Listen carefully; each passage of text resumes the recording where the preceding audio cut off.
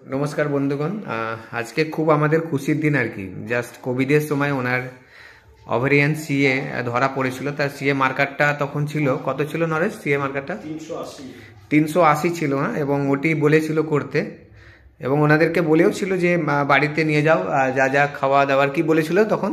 ওটা করলে পরে ওনার যদি ওই যে সিএ 125 পেজের রেজাল্ট ছিল তাতে ওটি করা যাবে না, ওভারিয়ানের প্রবলেম আছে, মানে ক্যান্সার ফর্ম করছে।